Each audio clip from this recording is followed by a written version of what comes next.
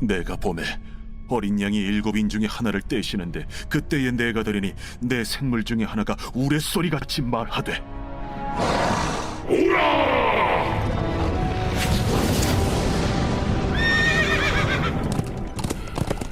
이에 내가 보니 흰 말이 있는데 그 탄자가 활을 가졌고 면류관을 받고 나아가서 이기고 또 이기려고 하더라.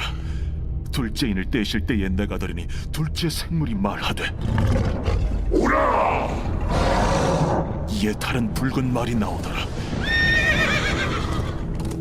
그 탄자가 허락을 받아 땅에서 화평을 제하여 버리며 서로 죽이게 하고 또 큰 칼을 받았더라. 셋째 인을 떼실 때에 내가 들으니 셋째 생물이 말하되 오라! 내가 보니 검은 말이 나오는데 그 탄자가 손에 저울을 가졌더라. 내가 내 생물 사이로부터 나는 듯한 음성을 들으니 이르되 한 데나리온의 밀 한 대요 한 데나리온의 보리 석 대로다. 또 감람류와 포도주는 해치지 말라. 넷째 인을 떼실 때에 내가 넷째 생물의 음성을 들으니 말하되 오라! 하기로 내가 보매 청황색 말이 나오는데 그 탄자의 이름은 사망이니 음부가 그 뒤를 따르더라. 그들이 땅 4분의 1의 권세를 얻어 검과 흉년과 사망과 땅의 짐승들로서 죽이더라.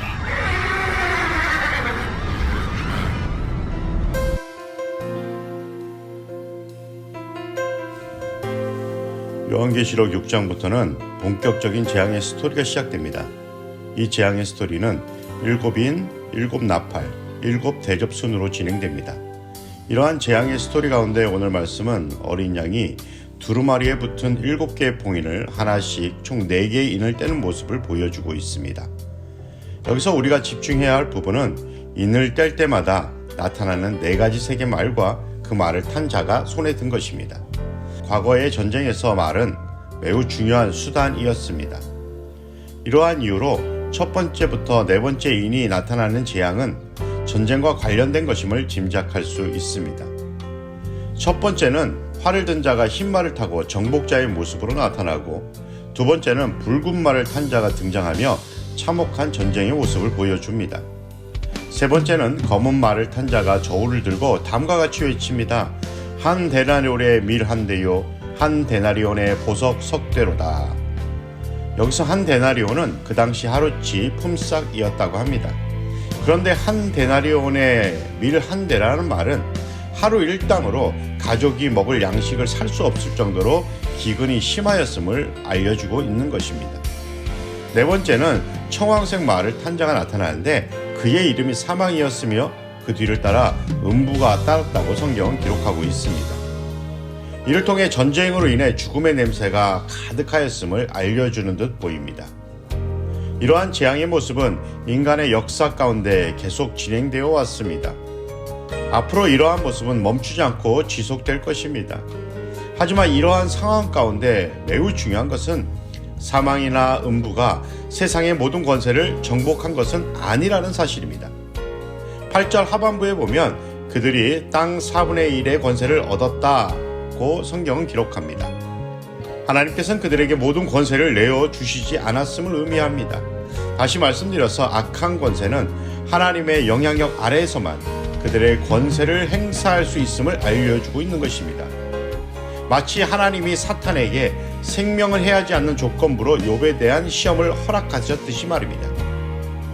오늘 말씀은 우리에게 매우 중요한 한 가지 메시지를 들려주시고 있다고 생각합니다. 바로 전쟁과 같은 고통이라는 큰 쓰나미 가운데 우리의 모습입니다. 우리는 이 땅에 속한 사람이 아닙니다. 물론 이 땅을 밟고 살아가고 있지만 우리는 하늘에 속한 사람이며 하나님의 자녀이며 또한 예수님의 제자입니다. 그러므로 우리는 마지막 순간까지 하나님을 신뢰하고 의지해야 한다는 사실입니다. 염려는 우리의 몫이 아닙니다. 예수님의 사람은 절망적인 순간에도 하나님만이, 예수님만이, 성령님만이 인생의 굳건한 반석이며 흔들리지 않는 견고한 안전망임을 고백하며 살아가야 합니다. 현실의 작은 바이러스로 인해 예수님의 사람들의 믿음이 송두리째 흔들리고 있습니다. 이러한 시대 나의 신앙의 모습이 온전히 하나님을 신뢰하고 의지하는 모습인지를 깊이 돌아보시는 모든 성도님들이 되시기를 소망합니다. 2주의 묵상과 기도입니다. 우리의 믿음을 흔들고 있는 것이 무엇인지를 깊이 돌아보게 하시고 어떠한 순간에도 우리의 창조주이신 하나님을 신뢰하고 우리의 구원자이신 예수님을 의지하고 우리의 중보자이신 성령님께 우리의 마음을 고백하게 하여 주시옵소서.